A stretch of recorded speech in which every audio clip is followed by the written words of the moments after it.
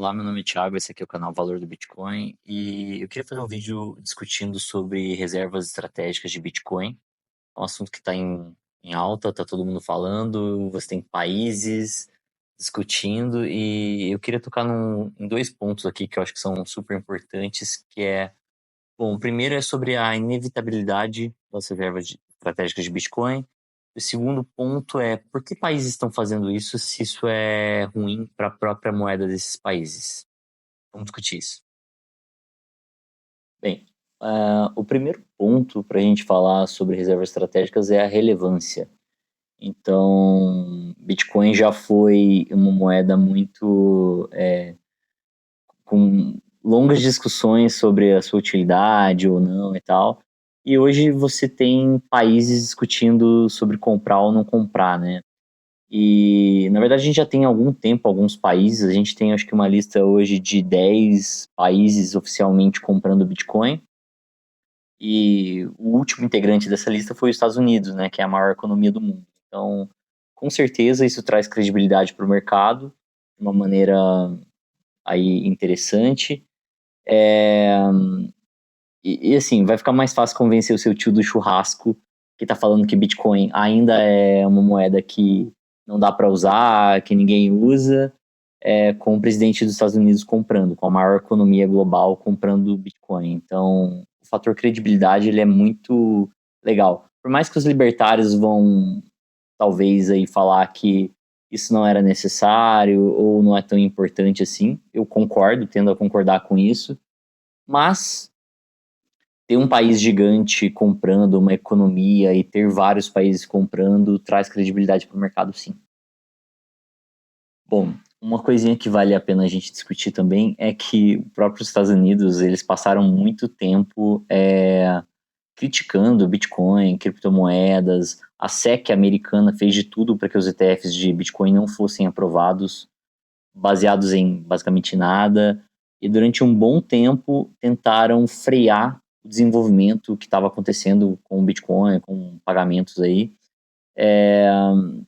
Até que isso foi ficando inevitável e chegou no ponto agora de, bom, temos ETF aprovado e vamos começar a fazer reserva estratégica de Bitcoin. Então, tem uma hipocrisia gigante aí, tá? Vamos esquecer dela por enquanto, não quero entrar muito nesse assunto, mas vários países tentaram ativamente lutar contra o Bitcoin e agora esses mesmos países estão discutindo reservas estratégicas de Bitcoin. Inclusive o Brasil, em abril de 2025, né, quando eu estou gravando esse vídeo, ah, soltou uma nota falando de comprar Bitcoin como reserva estratégica também, que é bem irônico. Mas vamos pular um pouquinho isso aqui. Bom, depois de toda a hipocrisia, né, dos Estados Unidos começarem a apoiar o Bitcoin assim de repente, o Trump anunciou as reservas estratégicas e, bom, uma coisa engraçada é que tava todo mundo esperando, bom, ele vai falar de Bitcoin e tal, e ele nem citou Bitcoin, ele citou umas shitcoins, e uma coisa que eu não vi ninguém apontando, mas eu pensei um pouquinho sobre isso e faz muito sentido. Não, a princípio eu pensei, bom, não faz sentido nenhum você citar shitcoin, ninguém vai guardar dinheiro em shitcoin e tal. Só Bitcoin tem valor. O próprio Trump depois ele fez um outro tweet falando, não. É claro que o rei é o Bitcoin e tal. Mas então por que ele fez citando outras moedas? E para mim tá bem claro, eu não vi ninguém falando disso, mas tá bem claro que com outras moedas existe sempre a possibilidade de manipulação. Então, se o Trump anuncia uma outra moeda, e só dele ter feito isso, moedas subiram 20, 30%, mas ele consegue manipular qualquer outra moeda que não seja o Bitcoin.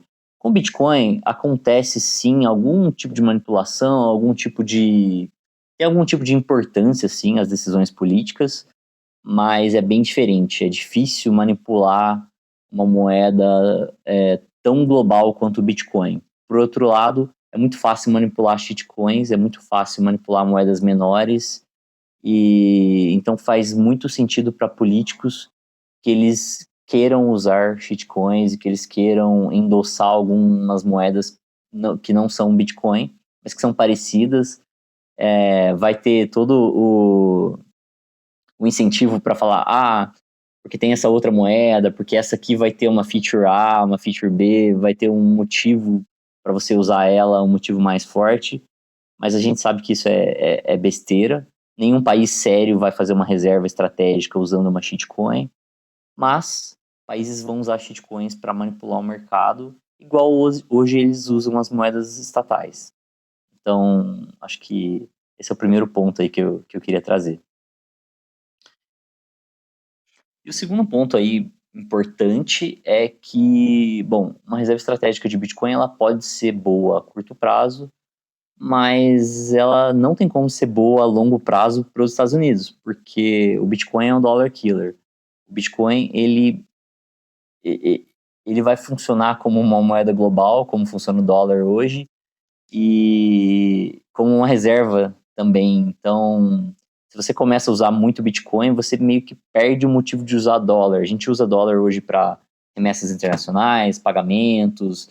A gente usa como uma commodity até para fugir de muita volatilidade, né? Principalmente países que têm muita inflação. Mas se você começa a usar Bitcoin, você meio que perde o motivo para fazer isso com dólar. E eu vi o Fernando Urrich falando um pouco disso, foi o primeiro cara que eu vi levantando esse ponto de que, bom, a curto prazo pode ser bom, pode ser um tema para atrair eleitores e para dar um bom indicador de economia, para falar, olha, a gente está levando economia a sério, fazendo uma reserva de um jeito sério, mas a longo prazo é muito ruim para os Estados Unidos. E daí tem dois pontos, né? Primeiro que políticos sempre pensam no curto prazo ao invés do longo prazo. Eles sempre vão privilegiar o curto prazo porque eles só precisam de ser populares no tempo que eles estão no governo. Então, para um político, economia e longo prazo nunca importa muito. E o segundo ponto, ele é o ponto mais crucial, que é mais importante desse vídeo, que é a inevitabilidade do Bitcoin. Então, eu acredito fortemente que, bom, se os Estados Unidos não fizerem, se eles não fizessem, aliás, uma reserva estratégica de Bitcoin agora, pode ser que daqui 10 anos você tenha uma adoção muito grande, você tenha muitos países fazendo isso e seja muito mais difícil para os Estados Unidos. Então, eles podem perder o timing de entrar nessa competição. É meio que o timing que o Brasil perdeu, por exemplo, na época das armas nucleares. Ou, sei lá, da industrialização. A gente teve vários períodos na humanidade em que a gente teve desenvolvimento e corrida espacial, industrialização, internet. A gente teve vários momentos da humanidade com várias corridas tecnológicas e países que não adotaram ou que não estiveram à frente dessas corridas ficaram para trás e ficaram pobres. Então pode ser que para os Estados Unidos, se eles não entrarem nessa briga monetária, nessa seara agora, pode ser que seja tarde demais no futuro, porque você vai ter muitos outros países competindo. Então, mesmo sabendo que é um dollar killer e sabendo que o Bitcoin substitui o dólar, sim, em vários pontos, ainda assim, eu acho que os Estados Unidos, como país, eles têm uma visão de, bom, é melhor a gente começar a utilizar isso, porque pode ser que no futuro seja tarde demais, ou né, a gente perca muita vantagem de chegar tarde nessa corrida monetária. Então, a inevitabilidade do Bitcoin, eu acho que é um ponto aí muito importante para as reservas. Esses países, tanto os Estados Unidos, Brasil e outros países, eles não estão discutindo o Bitcoin porque eles acreditam nos pontos libertários ou na liberdade monetária, na liberdade de escolha dos indivíduos, ou porque eles acreditam que moedas privadas são melhores que as moedas estatais. Não, porque todos os países têm leis para forçar as pessoas a usarem as suas moedas, você tem muitas restrições, regulações, você tem diversos fatores aí que provam por A mais B que nenhum país liga para a sua liberdade monetária. E de repente esses mesmos países começam a discutir sobre Bitcoin. Bitcoin é sobre liberdade monetária. E o ponto aqui é, eles não estão fazendo isso porque eles são bonzinhos. Eles estão fazendo isso porque é inevitável e eles querem manipular o mercado, eles querem manipular as pessoas e querem sinalizar uma virtude. A gente tá do lado de vocês, a gente acha que isso aqui é importante, mas eu não consigo acreditar, não consigo ver políticos pensando assim. Obviamente, você vai ter algumas exceções, tá? Mas, overall, eu não acredito que políticos estão pensando na liberdade monetária dos indivíduos. Países estão pensando no que eles podem perder lá na frente se eles não adotarem isso. E tem um ponto também que eu acho que vale a pena discutir agora, que são a gente está vivendo agora uma época de guerras tarifárias. Não vou entrar muito no mérito, nem de explicar isso, mas é uma coisa totalmente idiota, para falar com todas as palavras. E o ponto é, vários países têm o poder de parar de fazer comércio com outros países ou de decidir e tomar decisões que podem prejudicar outros países. É sobre isso a guerra tarifária, no final das contas. E os Estados Unidos mesmo, quando eles tiveram algumas crises com outros países, e, por exemplo, a Rússia, vocês vão estar fora agora do sistema SWIFT. Então, eu já falei um pouco disso aqui em outro vídeo, eu posso linkar aqui embaixo, mas o ponto é, você pode excluir um país inteiramente do seu sistema de pagamentos. Ou você pode fazer bloqueios ou impor tarifas, você pode ser arbitrário e começar a atrapalhar a economia de outros países.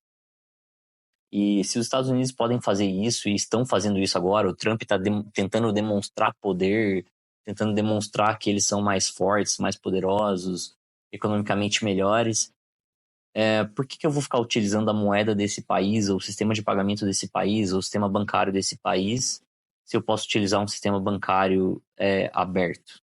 Se eu posso utilizar uma moeda que é aberta? Então, eu acho que esse é o principal motivo para países estarem adotando Bitcoin também. Então, não é só sobre, bom, eu tenho reserva em Bitcoin porque ele vai valorizar ou porque ele tem valores de liberdade. Não é só sobre isso. Mas para os países, igual para os indivíduos significa que eu tenho liberdade, para os países também significa que eu tenho autonomia. Eu não fico dependendo de uma moeda que depende de um estado, ou que pode ser controlada por um maluco como Trump, ou por um ditador, ou por algum político que seja meu rival. Então, acho que esse é o ponto inteiro da inevitabilidade, tanto do Bitcoin quanto das reservas estratégicas de Bitcoin para os países. E, obviamente, é importante para países estarem discutindo isso, quanto mais para cidadãos. Que, pô, a gente tem menos força, a gente não tem poder nenhum, então eu acredito que para os cidadãos, para nós, é tão importante quanto para os países, e a gente deveria estar estudando, e é por isso que eu estou aqui fazendo esses vídeos e falando um pouquinho sobre cripto. Se tem um país comprando Bitcoin, se tem um país preocupado em ter mais liberdade através do Bitcoin, você também deveria estar preocupado. É isso. Esses são meus 2 centavos aí sobre reserva estratégica de Bitcoin. Muito obrigado. Um abraço.